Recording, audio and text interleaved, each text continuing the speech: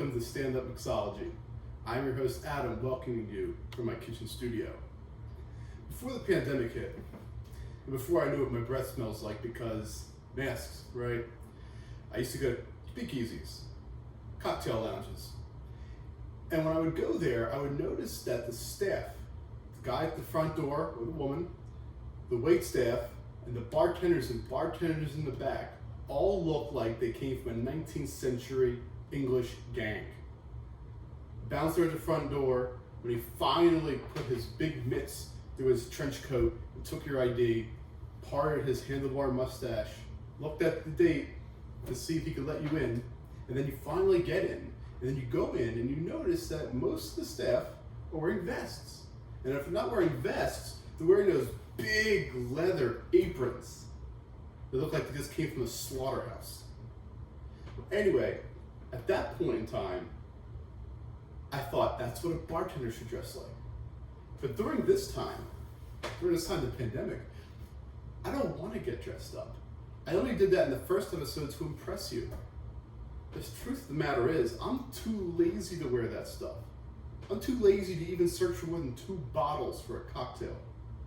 So, instead of making these drinks in my athleisure wear, I am wearing something a little dapper, I think. And this episode is going to feature a chocolate Negroni.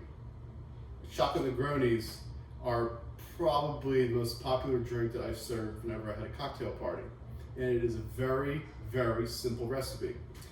Like the old fashioned, we've made in the last episode, or banana rum old fashioned, the Negroni, the chocolate Negroni, is based off of a classic cocktail, which is simply the Negroni. The Negroni is equal parts gin, sweet vermouth, and Campari.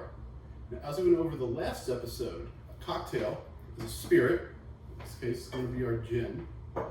It's going to be our accent, which in this case is going to be our sweet vermouth, or it could be the Campari, and our modifier, which could be the bitter or the sweetener, and plus an additional sweetener, creme de cacao.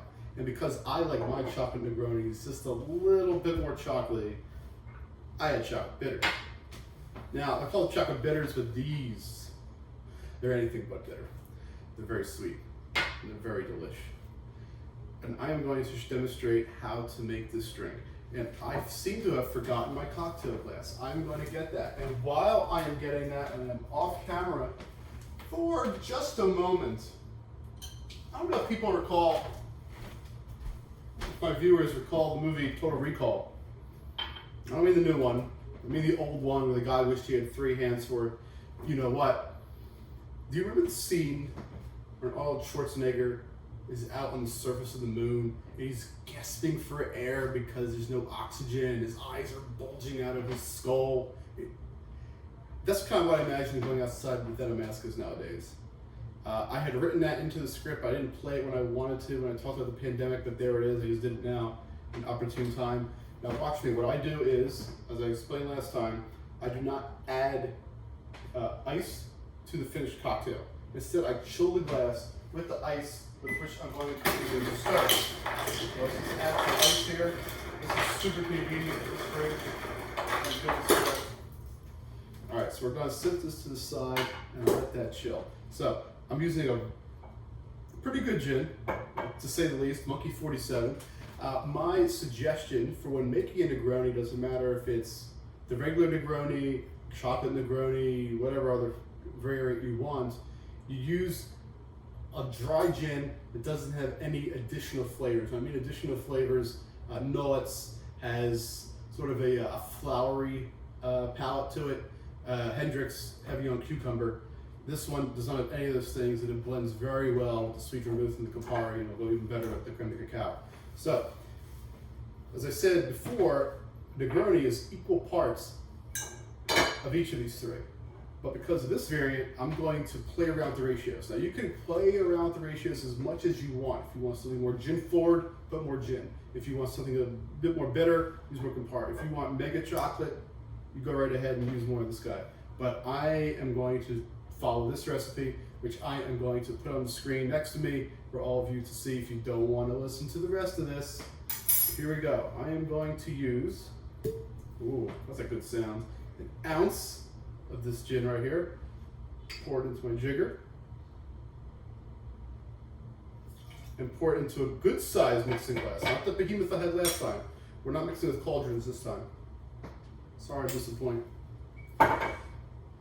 Now, I use 1 ounce of this. Standard Negroni would call for 1 ounce of this instead. 1 ounce of this and 1 ounce of this. But I'm going to use 3/4 of an ounce. Some jiggers, measuring cups don't have the 3/4 measure, so you have to do it in 1/2 and 1/4. Pain in the butt. You can kind of eyeball it. I prefer to be precise. This is chemistry after all. So here we go. Here's our 0.75 or 3/4 ounces. I don't know if viewers liked my glug glug glug last time, so I'll do that when I get to the Campari. Excuse me for that. Here's the Campari. Sugars kind of make it hard to open sometimes, but that's okay. I like a little effort with this. And glug glug glug glug glug glug glug glug glug glug glug glug glug. Add 3/4 ounce of that. To reach the 3 ounces, you don't have to, but I do it anyway. I'm going to use 1/2 an ounce of cream of cacao. When you do make this, use a good cream of cacao. Tempus Fugit is excellent. That's what I used last week for my banana. Creme de banana. Got some Campari on the surface top here. That's fine. That's fine. I can wring out the wash rag afterwards. Because I like my chocolatey Negroni to be extra chocolatey, I'm not going to use just an eye drop. I'm going to use this entire dropper worth. Pop it in there. That lovely color. Add our ice. And I just noticed, I forgot my strainer. I can't do these. I'm always forgetting something. I'm going to get a strainer. I am going to get a strainer.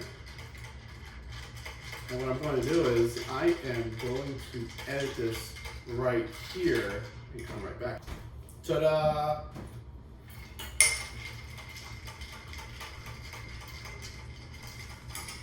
All right.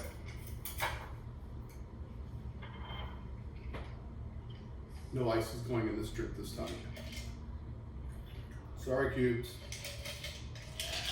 Rhombuses, whatever they are. Set that off to the side. I'm just going to clean the station for just a moment. Bear with me. And now we drink. Verga Haget.